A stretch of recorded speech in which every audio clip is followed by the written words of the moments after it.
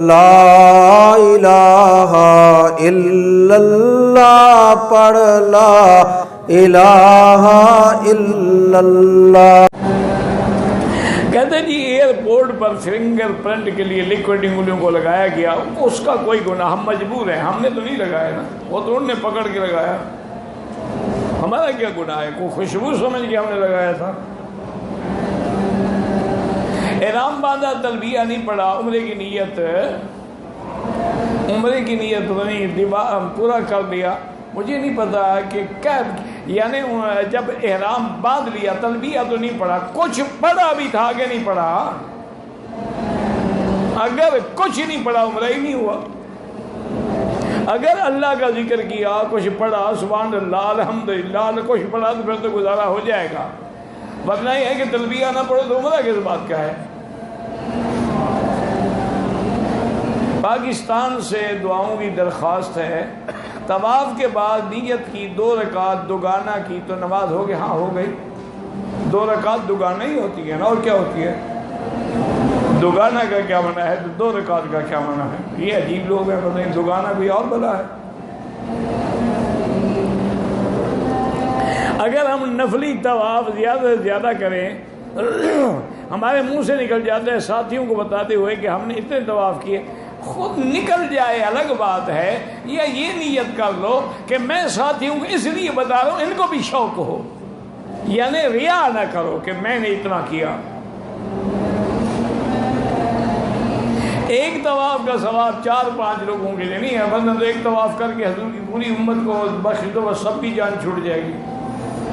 ایک طواف ایک کے لیے ہوتا ہے، لیکن وہ بھی تب ہوتا ہے کوئی معذور ہے، کوئی فوت ہو گیا، کوئی کرنے کے قابل نہیں ہے، ورنہ طواف اپنے لیے کریں، ہاں دعا ساری امت کے لیے کریں۔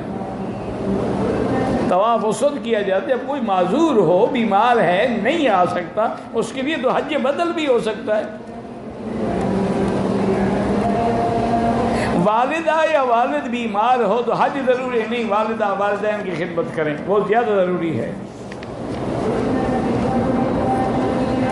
حج کے نصاب کا معنی یہ ہے کہ اس کے مکہ مدینے آنے جانے کا خرچہ، ٹکٹ وغیرہ جو آج کل کے لوازمات ہیں وہ ہو تو بس اس پر حج لازمی ہے۔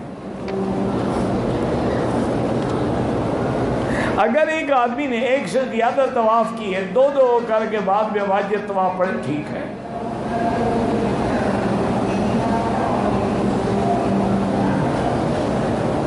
کیا یہ بات درست ہے کہ فتح مکہ کے موقع پر حضور پاک نے اپنے ہاتھ سے طلحہ شیبی کو کعبے کے دروازے کی چابی دی تھی؟ بالکل درست ہے، اور دعا بھی کی تھی، آج بھی انہی کے خاندان میں ہے۔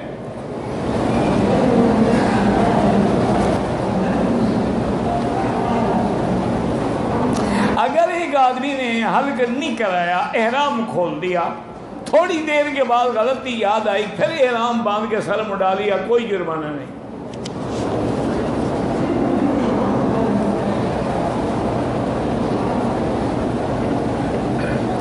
میں 24 دن ہو گئے ہیں دمام سے آیا ہوں، راستے میں میقات سے میں نے احرام باندھا، عمرہ کیا، حج کی لیے، بالکل آپ کا حج تمتع ہے، انشاءاللہ ایک بکری آپ نے حج کی دینی ہے، بس آپ کا حج ٹھیک ہے، کیونکہ آپ عمرہ کر چکے ہیں، اب 8 کو آپ حج کا احرام باندھیں گے، اسی کو تمتع کہتے ہیں کہ درمیان میں نفع اٹھا رہے ہیں۔ بھئی جو لوگ فوت ہو گئے ان کے لیے تو ہوتا ہے، انہیں زندہ کے لیے تو نہیں ہوتا۔ مسجد عائشہ سے یا مسجد جیرانہ سے عمرے کا کوئی فرق نہیں ہے، جہاں سے اللہ موقع دے کر دیں، لیکن امام ابو حنیفہ فرماتے ہیں کہ مسجد عائشہ سے افضل ہے کہ وہ قول رسول ہے، حضور نے فرمایا ہے۔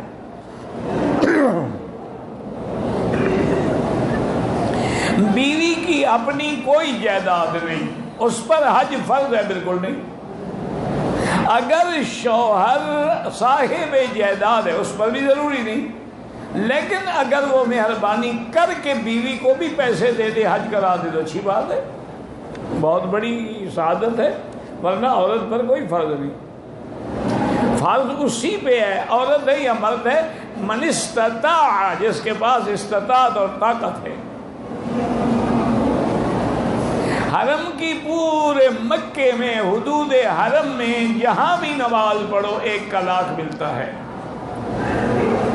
دوران طواف حتیم کے اندر جانا منع ہے، پہلے طواف ختم کرو۔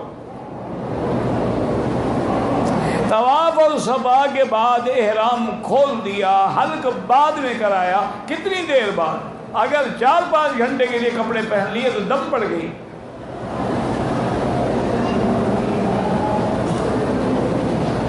آدمی طائف گیا، واپسی پہ جیرانہ گیا، کہیں سے بھی آئے احرام باندھ کے آئے گا، طائف میقات ہے۔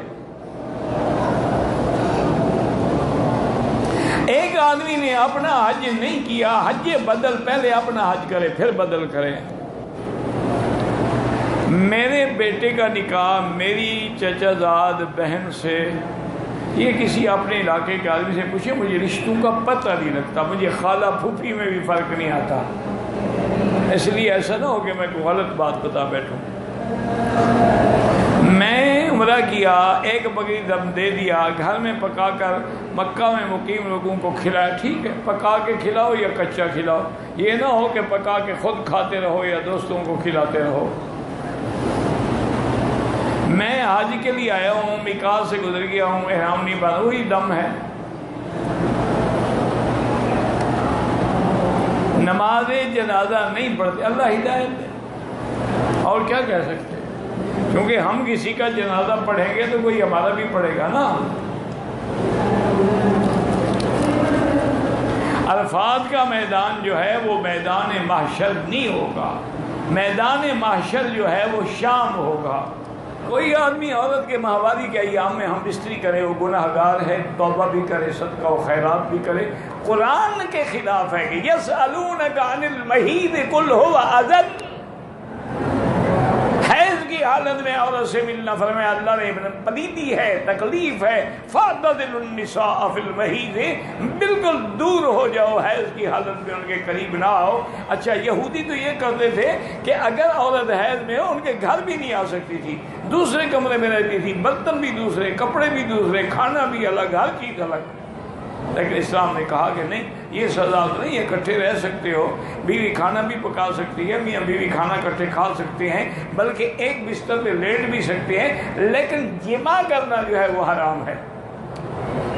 اور یاد رکھیں کہ حیض کی حالت میں جماع کرنے سے دونوں کو ایسی ایسی بیماریاں لگتی ہیں پر جن کا دنیا میں کوئی علاج ہی نہیں۔ یہ ایڈز کہاں سے آیا ہے؟ اسی سے تو آیا ہے نا، کیونکہ ان کے نزدیک ہے شاید کچھ ہے، کنڈم چڑھا لیا اور بس ٹھیک ہے، کام کر لیا۔ انا للہ و انا الیہ راجعون۔ نتیجہ یہ نکلا ہے کہ آج کتے کی موت مر رہے ہیں، دوائی کوئی نہیں دنیا میں۔ قرآن کی مخالفت کرو گے تو مر جاؤ، اگر غلطی ہو گئی ہے توبہ کرو، اور بلکہ 1 دینار کے قریب صدقہ بھی کرو۔